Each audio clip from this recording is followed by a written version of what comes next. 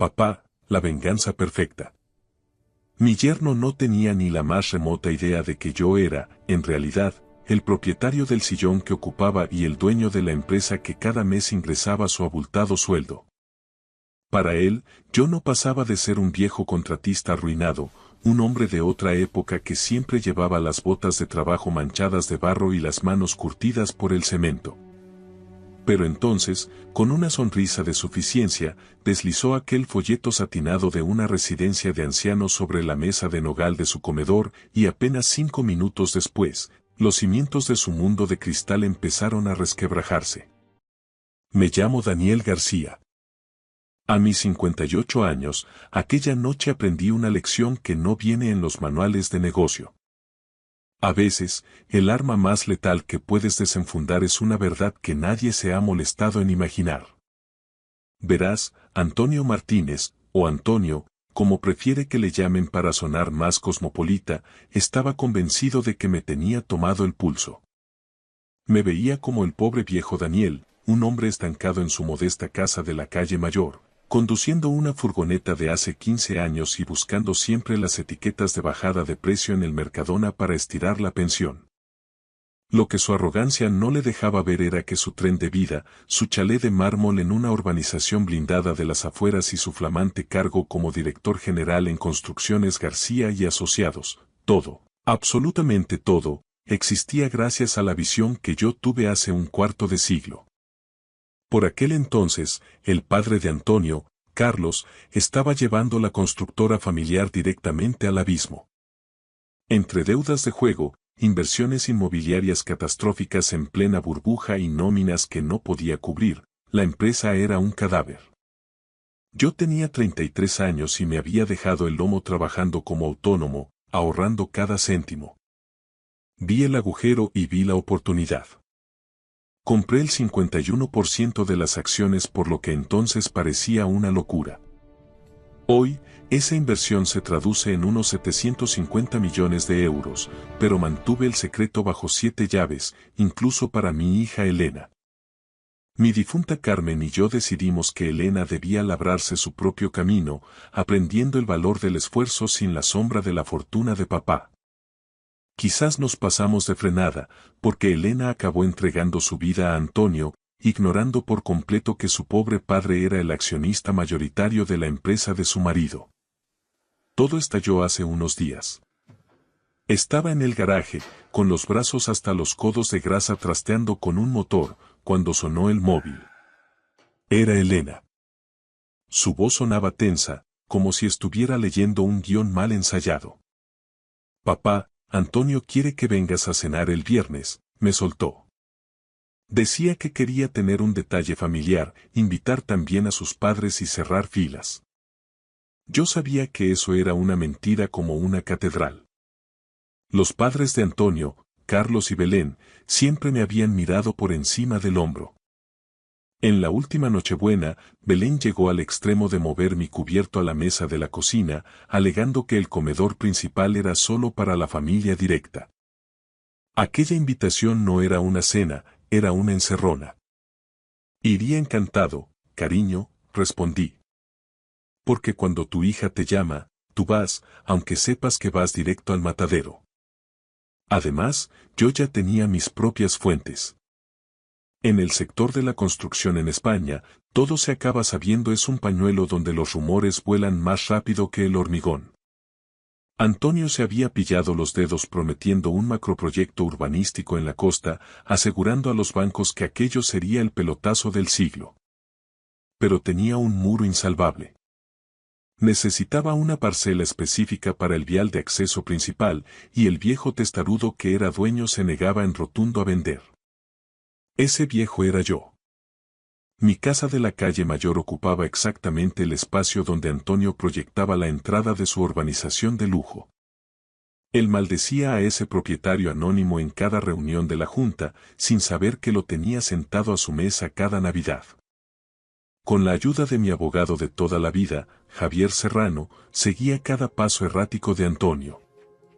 Javier me informaba de su desesperación, de sus promesas vacías a los inversores y de su pánico ante la negativa de ese viejo tonto de la casa ruinosa, como me llamaba a mis espaldas. Antonio pensaba que yo era un obstáculo menor en su ascenso al éxito, una reliquia que no entendía de progreso. Llegó el viernes de noviembre, frío y oscuro. Me puse mi mejor camisa, limpia de pintura, al menos, y aparqué mi vieja furgoneta entre los deportivos de alta gama en la entrada de su mansión. Era una de esas moles de diseño moderno, todo cristal y mármol frío, de las que gritan "tengo dinero" a los cuatro vientos. Antonio me abrió la puerta luciendo un traje que costaba más que mi vehículo, pero su sonrisa era de plástico. Dentro, el ambiente era judicial. Carlos y Belén presidían la mesa como si fueran el Tribunal Supremo. Elena evitaba mi mirada, y ese silencio me confirmó que el plan ya estaba en marcha. Carlos, que a sus 74 años aún fingía ser el magnate que casi hunde su herencia, me indicó con un gesto seco que me sentara al fondo. La ironía me quemaba por dentro. Ese hombre, que hoy me miraba con desprecio, fue el mismo que años atrás me suplicó el cheque que salvó su apellido, aunque nunca supo quién se lo firmaba realmente. Cenamos un chuletón carísimo que para mí sabía a serrín. Belén soltaba puya sobre asumir las limitaciones de la edad mientras Elena jugueteaba con el tenedor, visiblemente incómoda. Antonio intentaba dominar la conversación hablando de adquisiciones estratégicas y del estrés de las altas finanzas, mientras Carlos asentía dándome lecciones sobre el valor del esfuerzo. Yo solo escuchaba, recordando los informes de Javier. Antonio estaba quemando liquidez a un ritmo alarmante y su última bala era el proyecto de la playa. Sin mi terreno, estaba acabado. Al terminar, Antonio apartó los platos y sacó una carpeta. La deslizó por la mesa con la seguridad del que tiene un póker de ases. Daniel, tenemos que hablar en serio de tu futuro, dijo, usando su tono de gran ejecutivo. Al abrirla, aparecieron las fotos. Savia Dorada, una residencia de ancianos con jardines perfectos y ancianos sonrientes jugando al dominó. Debajo, el veneno. Documentos legales de cesión de bienes, poderes notariales y una propuesta de incapacitación judicial.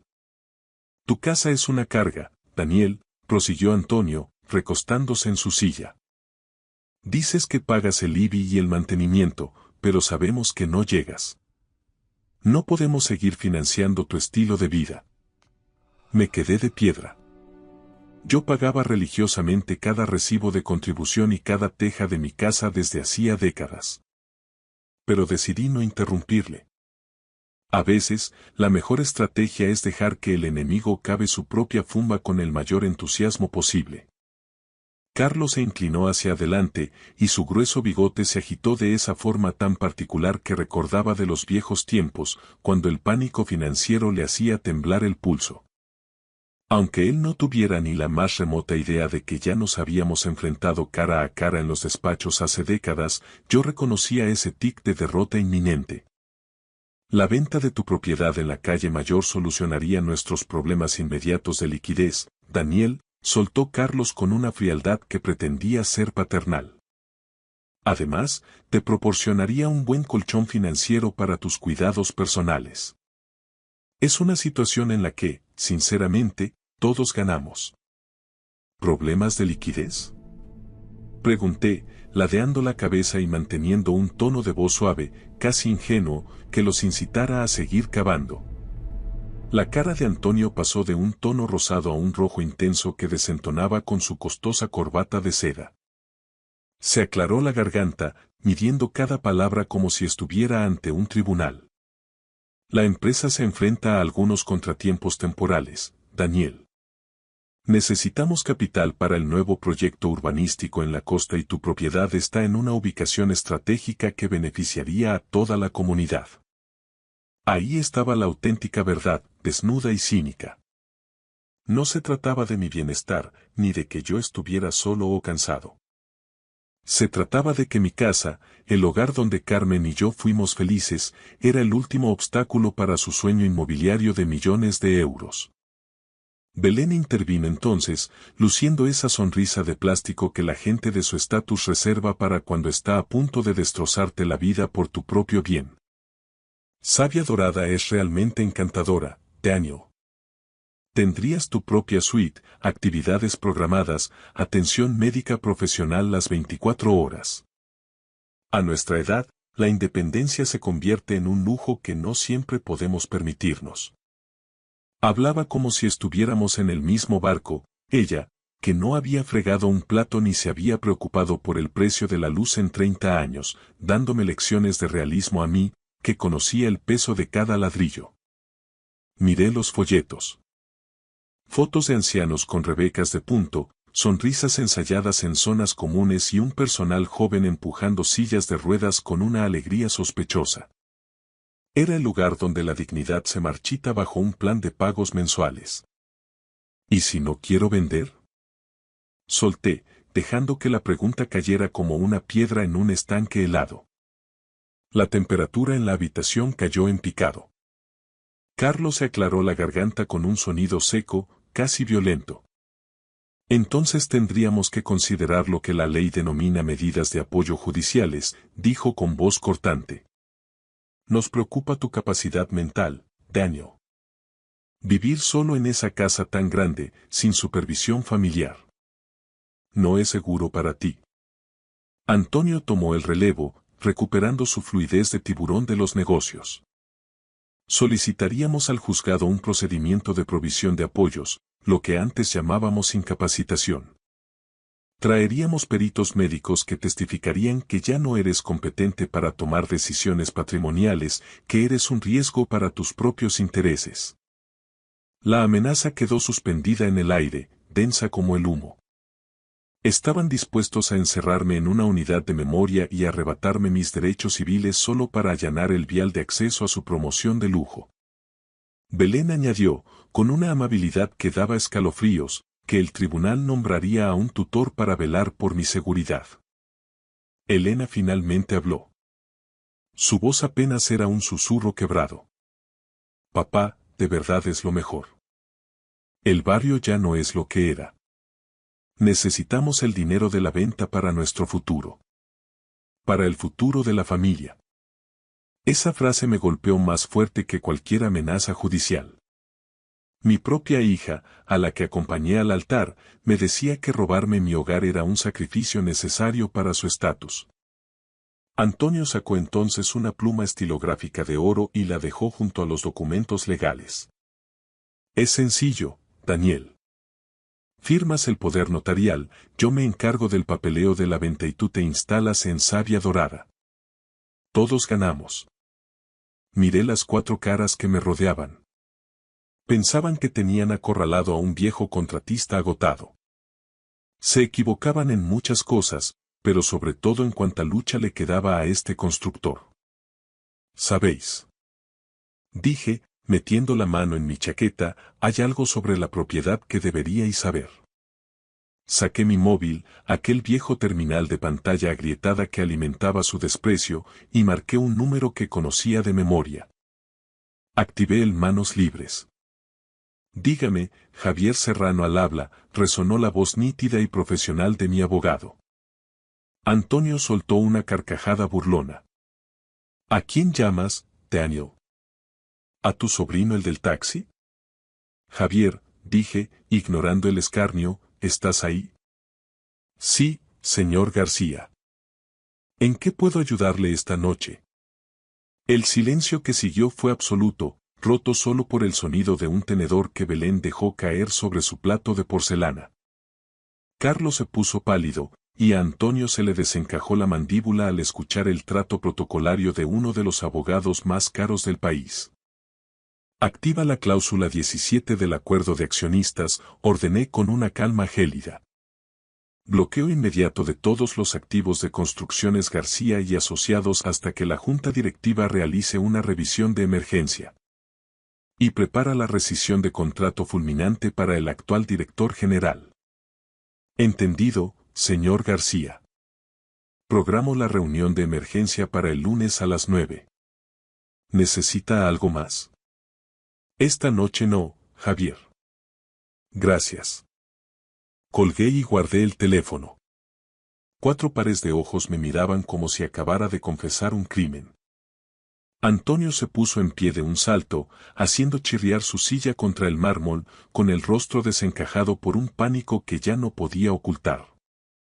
Antonio se puso en pie de un salto tan brusco que su silla de diseño chirrió contra el suelo de mármol con un sonido estridente, casi insoportable, que pareció rasgar el aire de la estancia. Su rostro era un mapa de emociones caóticas que no lograban asentarse. Una mezcla de confusión absoluta, incredulidad, pánico y, finalmente, un miedo animal, de ese que aparece cuando comprendes que el suelo ha desaparecido bajo tus pies. ¿García y Asociados? Balbuceó con la voz rota. Pero, ¿cómo sabes lo de la cláusula 17? ¿Cómo puedes conocer el protocolo interno del acuerdo de accionistas? Me levanté despacio, muy despacio. Sentí cada uno de mis 58 años en las articulaciones, pero también sentí una fuerza que no experimentaba desde mis tiempos de capataz a pie de obra. Me erguí frente a él, no como el suegro molesto, sino como el hombre que había levantado ese imperio con sus propias manos. Lo sé porque hace 25 años, cuando la empresa de tu padre se hundía por sus deudas en el casino y sus decisiones de negocio catastróficas, usé cada céntimo que había ahorrado en 15 años de lomo roto tirando tabiques y proyectando yeso para comprar el 51% de las acciones. Carlos emitió un sonido ahogado, un estertor, como si acabara de recibir un impacto directo en el plexo solar. El maquillaje de alta gama de Belén ya no podía camuflar la palidez grisácea que se apoderaba de sus facciones. La empresa que has estado dirigiendo con tanta soberbia, Antonio, el sueldo de 6 cifras que has estado cobrando, ese despacho con vistas y tu nombre grabado en la puerta. Todo eso existe porque yo, y solo yo, firmé el cheque que salvó el apellido de tu familia cuando ningún banco quería ni cogeros el teléfono. Cogí el folleto de la residencia Savia Dorada y lo levanté, agitando las fotos de los ancianos sonrientes ante sus ojos desenfocados. Mi participación mayoritaria en la compañía vale hoy, siendo prudentes, unos 48 millones de euros en activos líquidos, sin contar el patrimonio inmobiliario. Eso me convierte a mí, Daniel García, en tu jefe. Yo soy quien paga esta casa, quien financia tu ritmo de vida de nuevo rico y quien emplea a toda esa gente cuya opinión te importa más que la dignidad del padre de tu mujer. Antonio se desplomó en la silla como si fuera un muñeco de trapo. El sonido que salió de su garganta no fue ni risa ni llanto, sino el estertor del aire escapando de un globo pinchado. Eres tú. Susurró con los ojos desorbitados. Tú eres el socio mayoritario opaco, el inversor silencioso. El accionista al que hemos estado intentando. Su voz se apagó al chocar contra la magnitud del desastre. Al que has estado intentando impresionar con PowerPoints vacíos, terminé la frase por él. Aquel cuya aprobación has mendigado durante meses. Aquel cuya financiación necesitas desesperadamente para que tu pelotazo urbanístico en la costa no te mande a la quiebra personal. Rompí el folleto de la residencia en varios pedazos y los dejé caer, con desprecio, sobre su plato de porcelana de Baviera. Y ahora, soy el hombre que sabe exactamente cómo tratas a los mayores de tu familia cuando crees que no pueden defenderse.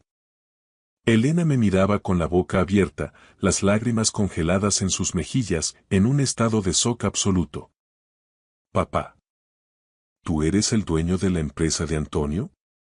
Preguntó, como si estuviera procesando un idioma extranjero.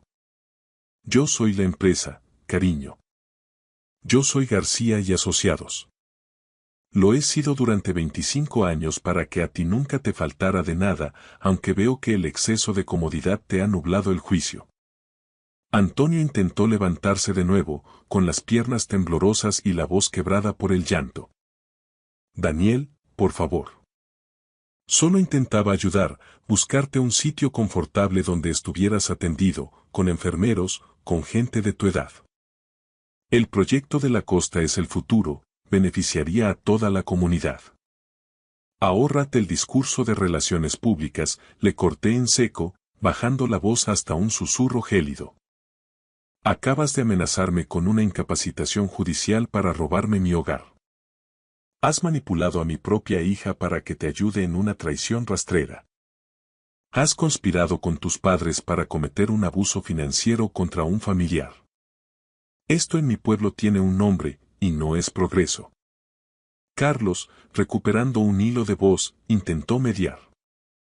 Daniel, seguro que podemos llegar a un acuerdo privado. El proyecto es sólido, es bueno para el balance de la empresa. Tienes que ver el panorama general, los beneficios a largo plazo. Oh, veo el panorama con una claridad meridiana, Carlos. Por eso, la reunión de emergencia de la Junta será el lunes a las 9 en punto. Te sugiero, Antonio, que pases el fin de semana redactando tu dimisión irrevocable y buscando un buen abogado penalista, porque después del lunes, te va a hacer falta mucho más que un laboralista cuando auditemos tus gastos de representación. Belén intentó un último movimiento desesperado, apelando al sentimentalismo más rancio. Daniel, piensa en Elena. Piensa en el futuro de tu nieto. Este proyecto podría asegurarles la vida para siempre. Estoy pensando precisamente en Elena, dije, mirando a mi hija a los ojos. La estoy salvando de un marido que sería capaz de vender a su propia sangre por un bonus trimestral. Los días siguientes fueron, cuanto menos, reveladores. Antonio quemó mi teléfono con llamadas y mensajes de súplica. Incluso se presentó en mi casa de la calle Mayor a las 7:30 de la mañana con un termo de café y un paquete de porras recién hechas de la churrería del barrio, llorando y pidiendo clemencia en la puerta. Pero yo ya no tenía nada que decir. Hay puentes que, una vez dinamitados, no pueden reconstruirse ni con el mejor hormigón del mundo. El lunes amaneció con un cielo azul impecable sobre Madrid. Me puse mi mejor traje, un corte italiano a medida que guardaba celosamente para las juntas que supervisaba por videoconferencia. La sede de García y Asociados se alzaba como un coloso de cristal y acero en el centro financiero, un monumento a 25 años de decisiones acertadas. Javier Serrano me esperaba en el vestíbulo a las 8:45 en punto. A sus 61 años, mi abogado se movía con la elegancia tranquila de quien sabe que tiene todas las de ganar. Su maletín no solo contenía registros financieros, sino el acta que despojaría a Antonio de cada mentira sobre la que había edificado su fachada. La junta está reunida y en silencio absoluto, Daniel, dijo Javier mientras el ascensor iniciaba su ascenso veloz hacia la planta 42. Todos tienen un interés casi morboso en conocer, por fin y en persona, al hombre que realmente firma sus nóminas. La sala de juntas de la planta 42 era, sencillamente, imponente. Los ventanales de suelo a techo ofrecían una panorámica de 360 grados sobre el perfil de la ciudad y la mesa de conferencias de roble y acero, diseñada para 20 comensales, dictaba el destino de miles de familias. Al entrar, 10 miembros del consejo se pusieron en pie al unísono. En sus rostros vi una mezcla de sorpresa absoluta, reconocimiento tardío y un alivio que no intentaban disimular. Eran consejeros serios, accionistas minoritarios y socios que llevaban meses viendo con pavor cómo el liderazgo de Antonio y sus decisiones de tiburón ponían en riesgo la solvencia de Construcciones García y Asociados. Al fondo de la mesa, Antonio y su padre estaban sentados como acusados ante un tribunal de guerra. Antonio intentaba mantener el tipo, ajustándose los gemelos con manos temblorosas, pero su piel tenía el tono ceniciento de quien ha pasado el fin de semana contemplando el abismo. Carlos, por su parte, aparentaba cada uno de sus 74 años su postura, antes arrogante, se había hundido en un amasijo de derrota y resentimiento. Buenos días, dije, ocupando la presidencia de la mesa con la autoridad natural de quien ha dirigido cuadrillas y levantado muros desde los cimientos. Gracias a todos por acudir con un preaviso tan escaso. Javier Serrano asintió y activó la pantalla gigante de plasma situada detrás de mí. De repente, la sala quedó inundada por la imagen ampliada del folleto de la residencia de ancianos. Sus mentiras sobre la atención integral se veían grotescas bajo los focos de la oficina. Al lado, Javier hizo aparecer copias escaneadas de las propuestas de transferencia de propiedad y los borradores de las medidas de apoyo judiciales, todos con el sello de tiempo del viernes noche. Señoras y señores, comencé, dejando que mi voz resonara con firmeza, el pasado viernes. Su actual director general y su familia intentaron estafar al accionista mayoritario de esta compañía mediante lo que legalmente se califica como abuso de una persona mayor, coacción y conspiración para la apropiación indebida de un patrimonio privado. El silencio que siguió fue de los que pesan en los oídos. Margarita Rodríguez y Miguel Torres, dos de los consejeros más antiguos, no ocultaron su repugnancia. Les expliqué punto por punto el desarrollo de la cena. La falsa invitación familiar, las amenazas veladas de internamiento forzoso y la conspiración para robar mi parcela en la calle Mayor, esencial para su pelotazo urbanístico en la costa. Javier pulsó un botón y los clips de audio que grabamos llenaron la sala. La voz de Antonio, distorsionada pero reconocible, retumbaba amenazando a un hombre mayor con el aislamiento total. Esto no fue una negociación comercial, sentencié, mirando a Antonio a los ojos. Fue una conspiración criminal para cometer un abuso financiero y patrimonial. Cuando el audio se detuvo, el silencio era sepulcral. Margarita Rodríguez fue la primera en reaccionar, golpeando levemente la mesa con la mano. Visto lo expuesto, y ante la gravedad ética y legal de estos hechos, propongo la destitución inmediata y por causa justificada de Antonio Martínez como director general, dijo con una voz que no admitía réplica. Secundado, añadió Miguel Torres de inmediato. ¿Votos a favor? Pregunté. 10 manos se alzaron al instante, sin un solo segundo de duda. Los únicos que permanecieron inmóviles fueron Antonio y Carlos, pero sus votos, en ese momento, eran papel mojado. Moción aprobada por unanimidad.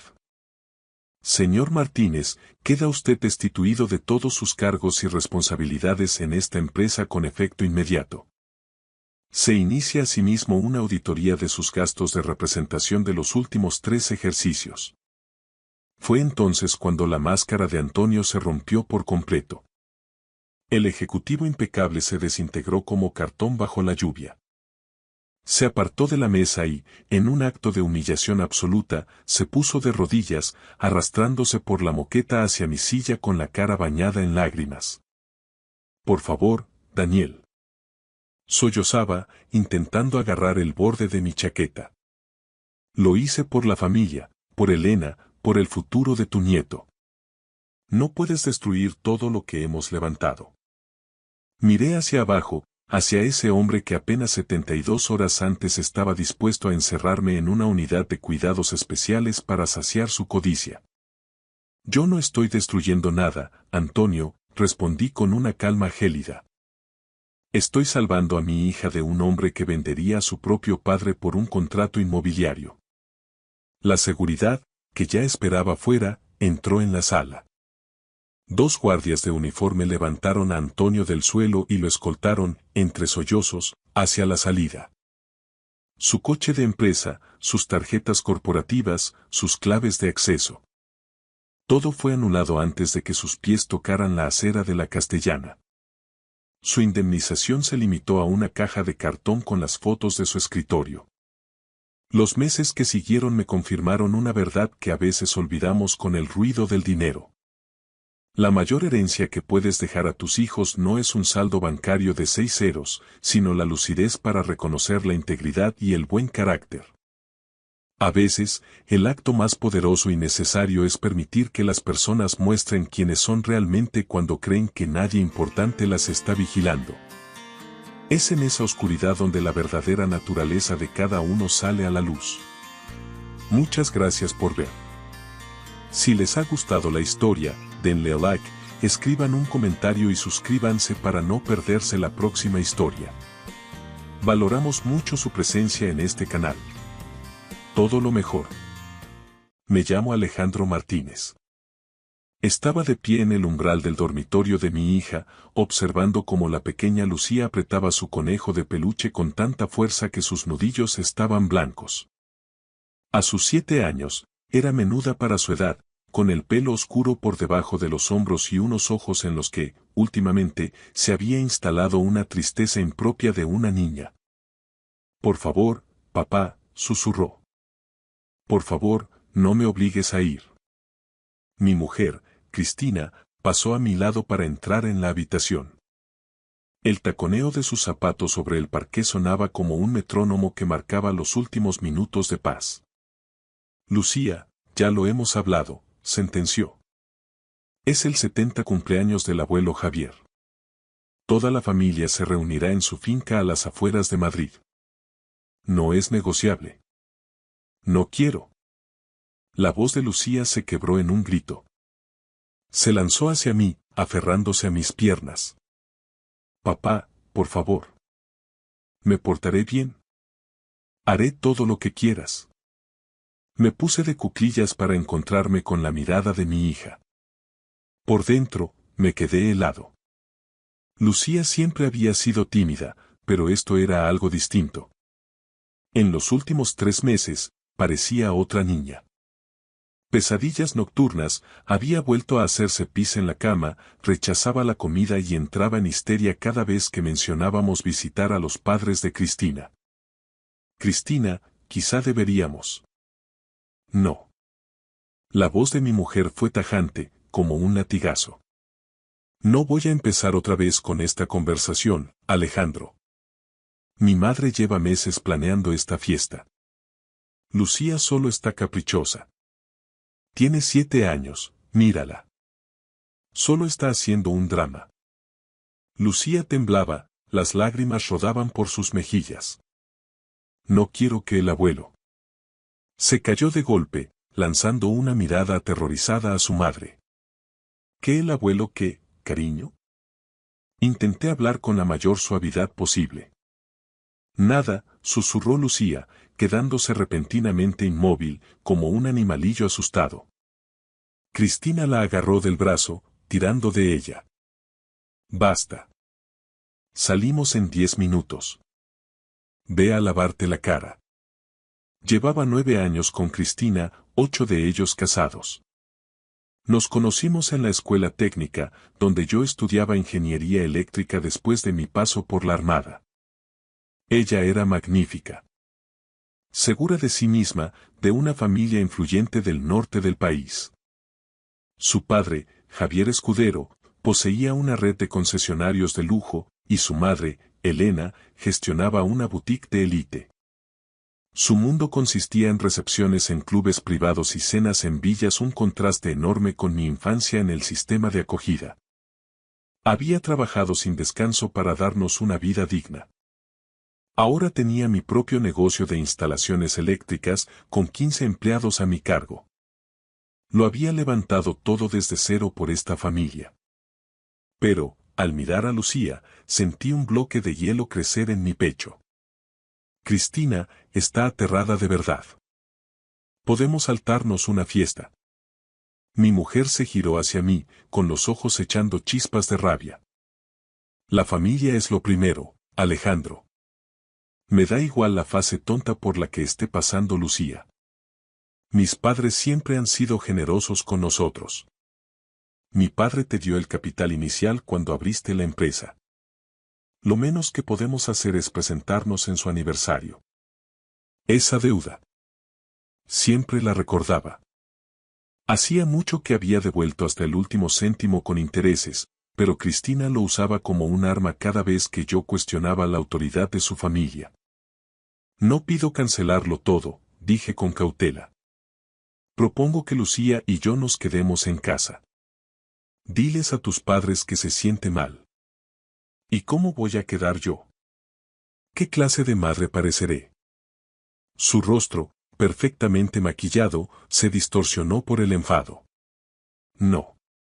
Vamos toda la familia, y punto. Arrastró a Lucía al baño. Oí los sollozos de mi hija tras la puerta cerrada y la voz cortante de Cristina exigiéndole que dejara de comportarse como un bebé. Saqué el teléfono y envié un mensaje a mi amigo Omar, dueño de una agencia de seguridad. Solo comprobando, ¿sigue todo en pie para la instalación de la semana que viene? La respuesta llegó rápido. Todo en pie. ¿Tú cómo estás? No suenas como siempre. Me quedé mirando el mensaje y luego borré mi borrador de respuesta. ¿Qué podía decir? Mi intuición gritaba que algo terrible estaba pasando, pero no tenía pruebas. Solo una niña muerta de miedo y una mujer que se negaba a escuchar. Media hora después ya estábamos en el coche. Lucía iba sentada atrás, silenciosa, mirando por la ventana con ojos vacíos. Llevaba un vestido rosa que Cristina había elegido, el pelo perfectamente peinado y recogido con un lazo. Parecía una muñeca de porcelana ideal. Capté su mirada en el espejo retrovisor. Lucía, si me necesitas, estoy aquí. Tienes tu teléfono, ¿verdad? Cristina me lanzó una mirada venenosa. No va a llevar el teléfono a una fiesta familiar. Es ridículo. Tiene 7 años. Los niños de ahora tienen móvil. No en casa de mis padres. Tienen normas sobre los aparatos durante la convivencia familiar. Cristina estiró la mano hacia atrás. El teléfono, Lucía. Rápido. Con dedos temblorosos, Lucía le tendió la vieja concha que yo le había dado para emergencias. La casa de los Escudero estaba en una urbanización exclusiva a las afueras de Madrid. Una villa lujosa con columnas y una entrada circular ya llena de coches de alta gama. Aparqué en la calle y caminamos hacia la casa. El propio Javier Escudero abrió la puerta. Un hombre alto, de pelo canoso y una sonrisa amplia que nunca llegaba a sus ojos. En su juventud había jugado al fútbol y aún conservaba esa seguridad agresiva en cada movimiento. Pero si es mi nieta favorita. Lucía se quedó literalmente petrificada. Sentí como su pequeña mano se clavaba en mi palma. Vamos, ve a darle un abrazo al abuelo, dijo Javier, abriendo los brazos de par en par. Lucía no se movió. Sentía la tensión en cada músculo de su pequeño cuerpo. Cristina soltó una risa nerviosa. Hoy está un poco tímida. No pasa nada, pronunció Javier con voz melosa. Ya vendrá conmigo cuando esté lista. Tenemos toda la tarde por delante. Sus ojos se encontraron con los míos y en ellos vi algo entre el desafío y la burla. Dentro, la casa estaba llena de parientes. Elena Escudero apareció ante nosotros envuelta en una nube de perfume caro, abrazando a Cristina y apenas rozando mi mejilla con un beso de cortesía. ¡Qué alegría que hayáis venido! Alejandro, los hombres están en la terraza. Cristina, necesito tu ayuda en la cocina. Lucía se aferró a mi mano como a un salvavidas. ¿Puede Lucía quedarse conmigo? Pregunté. La sonrisa de Elena se volvió tensa. No seas tonto. Los niños están jugando en la sala de juegos de la planta baja. Lucía sabe dónde está. En realidad, preferiría. Alejandro. El tono de Cristina sonó como una advertencia. Deja que juegue con sus primos. En ese momento apareció el hermano de Cristina, Diego. A las 2 de la tarde ya estaba visiblemente alegre por el alcohol. «Hey, pequeña Lucía. ¿Quieres ver el billar nuevo que ha comprado el abuelo?» Antes de que pudiera objetar, Diego cogió en brazos a una Lucía que se resistía. «Vamos, bicho». «Diego, ponla en el suelo», dije con dureza. Todo el mundo se calló. El rostro de Elena se volvió gélido. ¿Algún problema, Alejandro? Sentí el peso de 20 pares de ojos sobre mí. Esta familia nunca terminó de aceptarme. El chico del hospicio que tuvo suerte al casarse bien. Cristina siempre me suplicaba que intentara encajar y no causara problemas. Ningún problema, solté finalmente. Solo pensaba que Lucía estaría más cómoda. Los niños siempre juegan abajo durante las fiestas, interrumpió Elena con firmeza. Es la tradición. Se lo pasan mejor así. Diego llevó a Lucía hacia la puerta de la planta del sótano.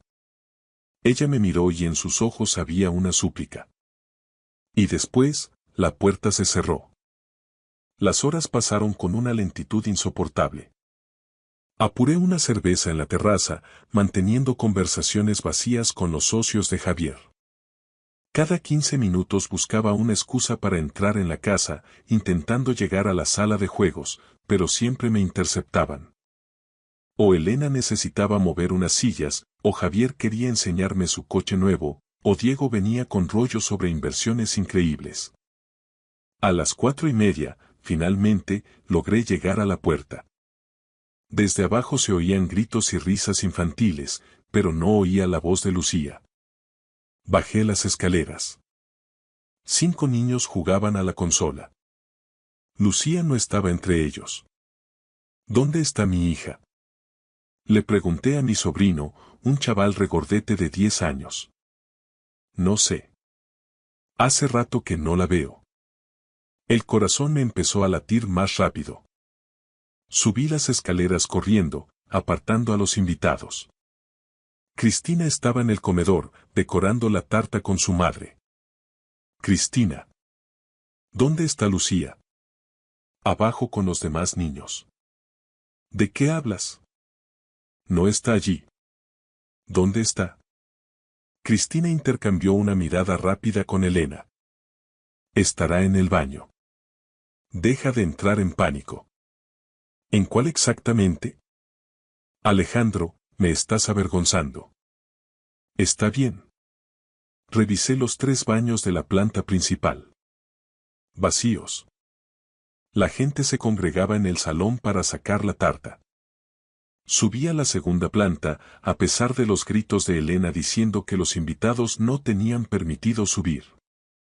4 dormitorios. Vacíos. Y entonces lo oí. Un sonido sordo, ahogado, proveniente del dormitorio principal al fondo del pasillo. Abrí la puerta de par en par. Javier Escudero estaba sentado en el borde de la cama. Lucía estaba frente a él. Su vestido rosa estaba arrugado, el lazo había desaparecido. Su rostro estaba pálido, ausente, y las lágrimas resbalaban por sus mejillas sin hacer ruido. Javier levantó la cabeza con calma. Ah, aquí estás.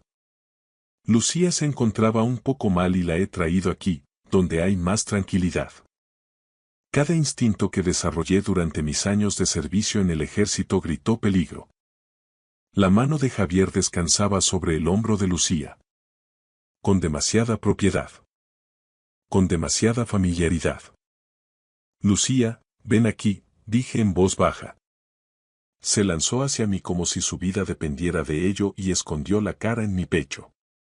Temblaba tanto que le castañeaban los dientes. La cogí en brazos, apretándola contra mí. Nos vamos. Ahora mismo. Espera un momento, Javier se levantó. No me detuve a escuchar. Bajé con Lucía en brazos, pasando por delante de los invitados impactados y de los gritos de protesta de Cristina. La abroché en su silla y arranqué a toda prisa. Papá. La voz de Lucía era minúscula. Estás a salvo, cariño. Estoy contigo. Me duele la tripa. Vamos al hospital. Todo va a salir bien. No se lo digas a mamá. Por favor, no se lo digas a mamá. Eso me dejó helado. ¿Por qué, pequeña?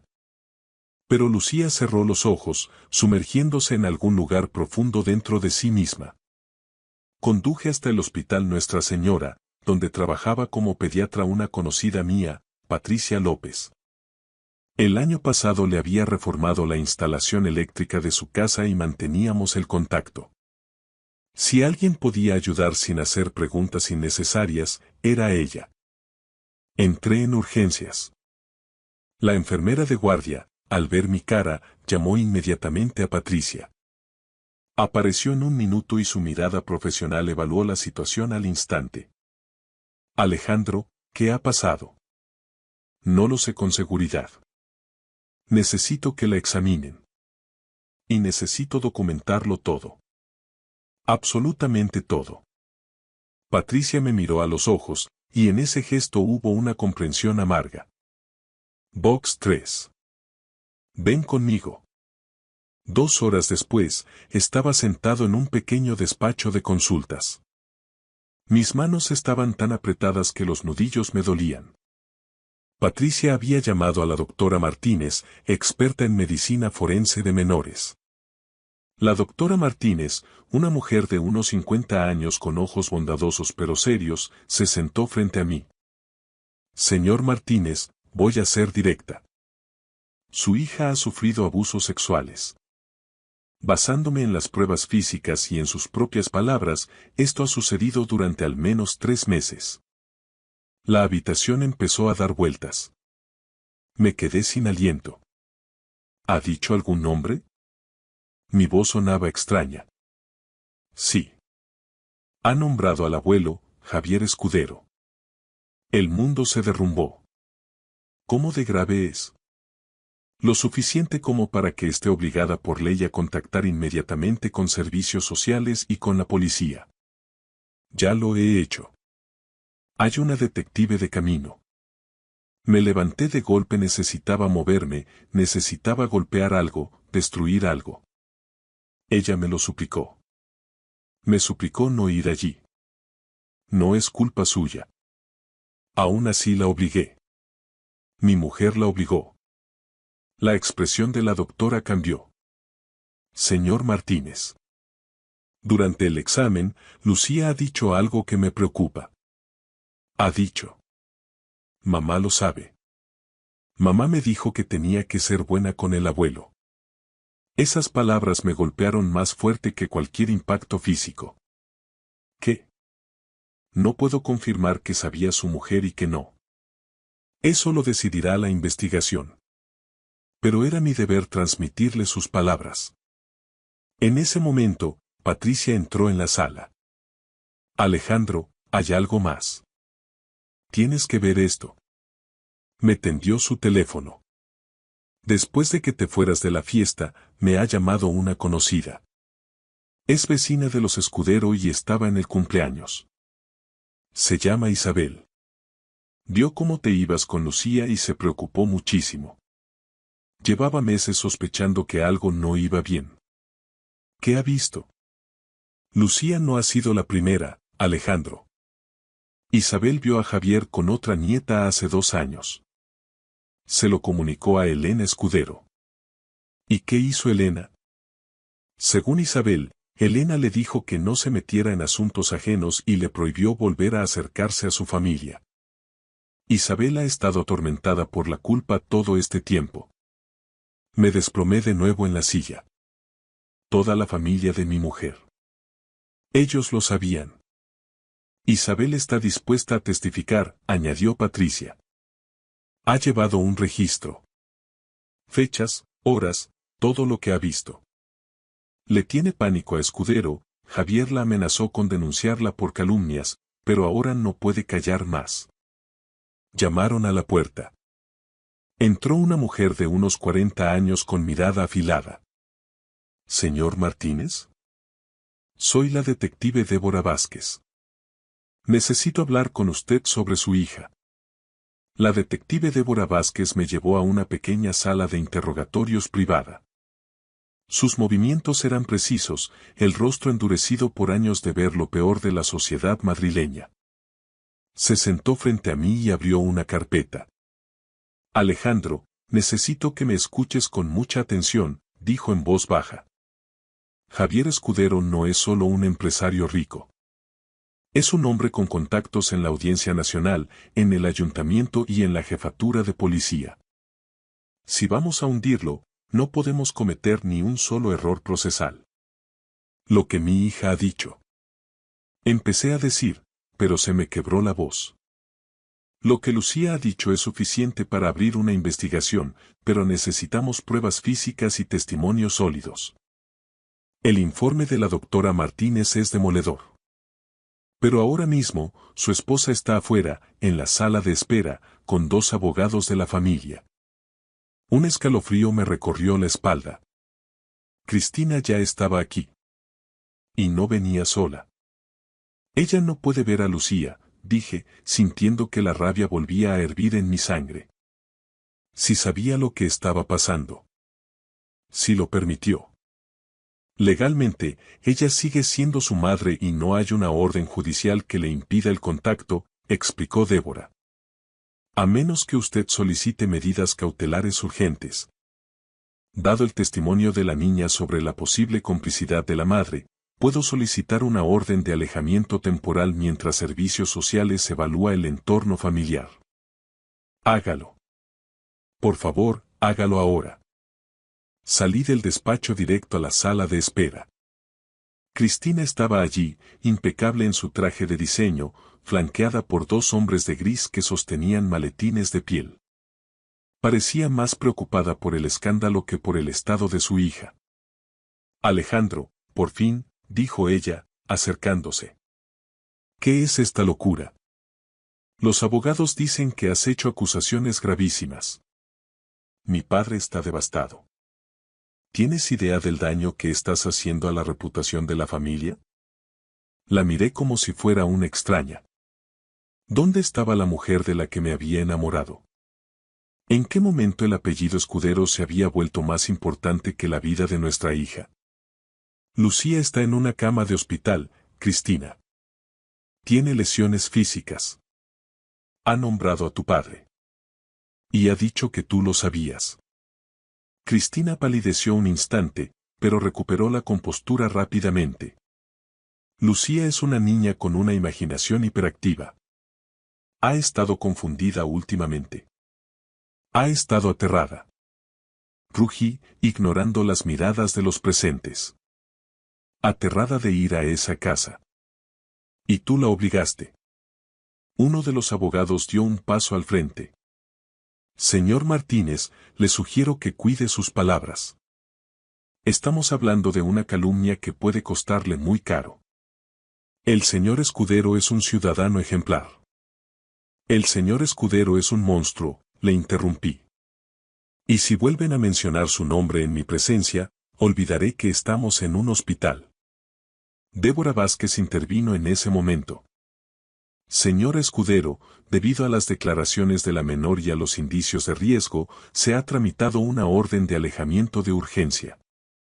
Usted no puede acercarse a Lucía ni a su domicilio habitual hasta que el juez de guardia dicte lo contrario. Por favor, abandonen el hospital. Esto es ridículo. Gritó Cristina. Soy su madre. Alejandro, no permitas esto. Vete, Cristina, dije fríamente. Ve con tu padre. Asegúrate de que tenga un buen abogado, porque voy a usar cada euro que he ganado, cada contacto que tengo y cada gramo de mi energía para que pase el resto de su vida en la cárcel de Soto del Real. Cuando se fueron, el silencio en el pasillo me pareció sepulcral. Regresé a la habitación de Lucía. Estaba dormida, conectada a un monitor que pitaba rítmicamente. Parecía tan pequeña en esa cama de hospital. Esa noche no dormí. Pasé las horas contactando a Omar. Necesito que vigiles mi casa y que pongas a 2 de tus mejores hombres en la puerta de la habitación de mi hija, le dije por teléfono. No me fío de la policía local. Los Escudero tienen a mucha gente en nómina. Hecho, Alejandro. Estaremos allí en 20 minutos, respondió Omar. A la mañana siguiente, recibí una llamada de un número desconocido. Era Isabel, la vecina de los Escudero de la que me habló Patricia. Alejandro. Lo siento tanto, sollozaba al otro lado de la línea. Debí hablar antes. Tengo fotos. Mi corazón dio un vuelco. ¿Fotos de qué, Isabel? De lo que pasaba en el jardín de la villa. Y tengo copias de los correos que le envié a Elena Escudero hace 2 años advirtiéndole sobre Javier. Ella me amenazó con arruinar mi negocio si decía algo. pero ya no tengo miedo. Mi hija también tiene la edad de Lucía. No puedo seguir viviendo con esto. Isabel, escucha. Necesito que esas pruebas lleguen a la detective Vázquez. Ella es de confianza. Lo haré. Pero ten cuidado, Alejandro. Javier está moviendo hilos. Han dicho en las noticias que hay un incidente familiar y que tú estás sufriendo un brote psicótico. Están intentando invalidar tu testimonio. Colgué el teléfono, sintiendo una náusea profunda. La maquinaria de los Escudero ya estaba en marcha. Intentarían presentarme como un padre inestable que secuestró a su hija del cumpleaños. Pero no contaban con algo. Yo no era el chico huérfano e indefenso que conocieron hace 10 años. Ahora era un hombre que lo tenía todo que perder y nada que temer. Fui al despacho de la doctora Martínez. Necesito el informe completo de toxicología de Lucía, pedí. ¿Por qué, Alejandro? Porque ayer, antes de salir de la fiesta, noté que Lucía estaba demasiado ausente. No solo asustada, sino sedada. La doctora Martínez frunció el ceño y revisó los resultados preliminares en su ordenador. Sus ojos se abrieron de par en par. Tienes razón. Hay trazas de benzodiazepinas en su sangre. Un sedante potente, Alejandro. A una niña de 7 años. Se lo dieron para que no gritara. O para que no recordara, concluí, sintiendo que el mundo se volvía oscuro. ¿Quién preparó su bebida ayer? Eso tendrá que determinarlo la policía. Salí del hospital y fui directo a mi oficina. Necesitaba revisar las cuentas. Sabía que Javier Escudero había estado lavando dinero a través de una de sus empresas de automoción, me lo había comentado una vez, borracho, creyendo que yo era de los suyos. En aquel entonces no le di importancia, pero ahora. Ahora ese sería el clavo final en su ataúd. Si la justicia por el abuso era lenta, la justicia por delitos fiscales en España podía ser implacable si se presentaban las pruebas adecuadas a la agencia tributaria. Llamé a mi contable, un hombre meticuloso llamado Rafael. Rafael, necesito que analices cada factura de los trabajos que hicimos para el Grupo Escudero en los últimos 5 años.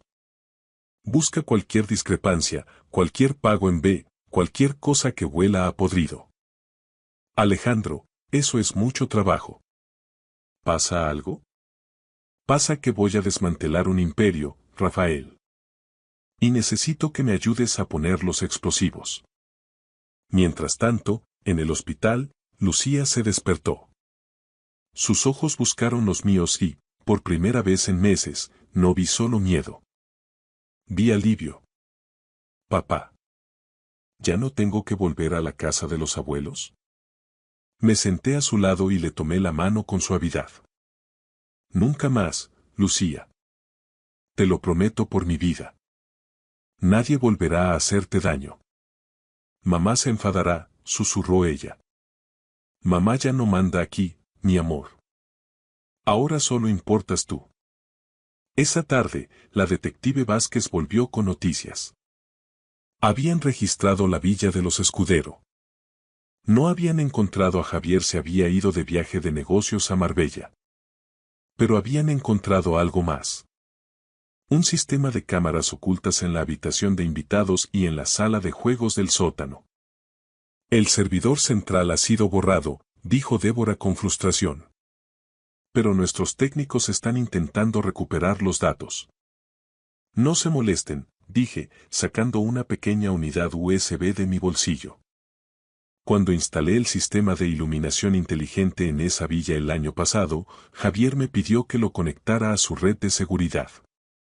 Creé una copia de seguridad automática en la nube por protocolo de mantenimiento. Él nunca lo supo. Débora me miró, sorprendida. ¿Me estás diciendo que tienes acceso a las grabaciones? Tengo acceso a todo, Débora. Incluyendo lo que pasó ayer en la habitación principal. Entregué la unidad USB a la detective Vázquez. En ese pequeño trozo de plástico estaba la caída de la dinastía Escudero. Débora la conectó a su portátil y, tras unos minutos de silencio tenso, su rostro se transformó. Lo que vimos en la pantalla no solo era una prueba de abuso, era una prueba de la absoluta falta de humanidad de Javier y de la complicidad silenciosa de Elena. Con esto, dijo Débora con voz gélida, no solo irá a prisión. Se quedará allí para siempre. Pero Javier Escudero no se iba a rendir sin luchar. Esa misma tarde, mientras yo estaba con Lucía en el hospital, recibí una notificación en mi móvil. Mi cuenta bancaria personal y las cuentas de mi empresa habían sido bloqueadas por una supuesta investigación por irregularidades fiscales. Cristina había movido sus hilos. Poco después, mi abogado me llamó, frenético. Alejandro, el equipo legal de los Escudero ha presentado una demanda civil contra ti. Te acusan de alienación parental y de haber drogado a Lucía tú mismo para incriminar a Javier. Han conseguido que un juez de instrucción amigo de la familia firme una orden de comparecencia inmediata. Que vengan, respondí con calma. Estoy en el hospital con 3 guardaespaldas armados y una detective de la Policía Nacional. Sin embargo, el ataque más bajo estaba por llegar. Esa noche, los principales canales de noticias locales empezaron a difundir una historia. Empresario hecho a sí mismo sufre brote psicótico y mantiene a su hija como rehén en un hospital. Publicaron fotos mías de cuando era adolescente en el centro de menores, intentando pintarme como un criminal inestable. Miré a Lucía, que dormía profundamente gracias a la medicación. Ella era lo único que importaba. Al día siguiente, la policía local, que seguía órdenes de intereses oscuros, intentó entrar en la habitación para escoltar a Lucía de vuelta con su madre. Mis hombres, los veteranos de Omar, bloquearon la puerta. El hospital se convirtió en una zona de guerra diplomática. Fue entonces cuando decidí jugar mi última carta. Llamé a Rafael, mi contable. Rafael, ¿tienes lo que te pedí? Sí, Alejandro. Y es peor de lo que pensábamos. Javier no solo lava dinero de sus concesionarios. Está moviendo fondos de una red de casinos ilegales en la Costa del Sol. Y aquí está el detalle. Hay transferencias directas a la cuenta de la Fundación de Beneficencia que dirige Elena Escudero. Y pagos mensuales a un alto mando de la Policía Local de Madrid. Envíalo todo a la Agencia Tributaria y a la Unidad Central de Delincuencia Económica y Fiscal, UDEF. Pero no lo hagas de forma anónima. Hazlo en mi nombre. A las 2 horas, el ambiente cambió. La UDEF entró en juego, y los contactos de Javier en la policía local se evaporaron al instante. Nadie quiere hundirse con un barco que se quema por corrupción fiscal y abusos infantiles. Mientras tanto, en un programa de televisión nacional en horario de máxima audiencia, apareció Isabel, la vecina. Llevaba consigo las grabaciones y los correos electrónicos. Su testimonio rompió la presa de silencio. En cuestión de minutos, el hashtag Justicia para Lucía se hizo viral en toda España. Javier Escudero fue detenido en una gasolinera cerca de la frontera con Portugal. Intentaba huir en un coche alquilado con 200.000 euros en efectivo. Elena Escudero fue arrestada en su boutique de la calle Serrano, acusada de encubrimiento y blanqueo de capitales. Y luego estaba Cristina. Ella vino al hospital una última vez, ya sin abogados y con el rostro desencajado por el llanto. Alejandro, por favor. Yo no sabía que era tan grave. Yo solo quería proteger el honor de la familia. El honor no existe en una casa donde se lastima a los niños, Cristina, le dije, impidiéndole el paso. Elegiste el apellido de tu padre antes que la seguridad de tu hija. Ahora tendrás que vivir con las consecuencias. Le entregué los papeles del divorcio y una copia de la demanda por negligencia criminal que mis abogados habían redactado. No vuelvas a acercarte a nosotros. Nunca. 6 meses después. Vivimos en una pequeña casa cerca de Valencia, frente al mar Mediterráneo. Vendí mi empresa en Madrid y abrí una nueva aquí, más pequeña, más tranquila. Lucía está yendo a terapia 3 veces por semana con una especialista increíble llamada Carmen. El proceso judicial fue largo y doloroso, pero terminó con una sentencia histórica. Javier Escudero fue condenado a 45 años de prisión. Debido a su edad y a la gravedad de los delitos, lo más probable es que muera tras las rejas en la cárcel de Extremera. Elena recibió 8 años por encubrimiento y delitos financieros. Cristina perdió la patria potestad y fue condenada a 2 años de servicios sociales y libertad vigilada por negligencia. Hoy es un domingo soleado. Lucía está en la orilla, recogiendo conchas con su nuevo perro, un Golden Retriever llamado Rayo. Se ríe. Es un sonido que hace un año pensaba que nunca volvería a escuchar. Me senté en la arena con una cerveza bien fría y miré el horizonte. Me sentía cansado, con cicatrices emocionales que tardarían años en cerrar, pero por primera vez en mucho tiempo sentía paz. Hice lo que tenía que hacer. Destruí un imperio para salvar a una persona. Y lo volvería a hacer 1000 veces más. Lucía corrió hacia mí, con la cara iluminada por el sol. Mira, papá. He encontrado una estrella de mar. La levanté en brazos y la estreché contra mi pecho. Es preciosa, cariño. Como tú. La justicia en España puede ser lenta y a veces parece que favorece a los que tienen dinero, pero aprendí que cuando la verdad es tan brillante como el sol de Valencia, no hay sombra lo suficientemente grande como para ocultarla. Gracias por escuchar mi historia hasta el final. Si resonó contigo, dale like, escribe en los comentarios qué fue lo que más te tocó y no olvides decir de dónde eres. Suscríbete al canal, vienen muchas más historias.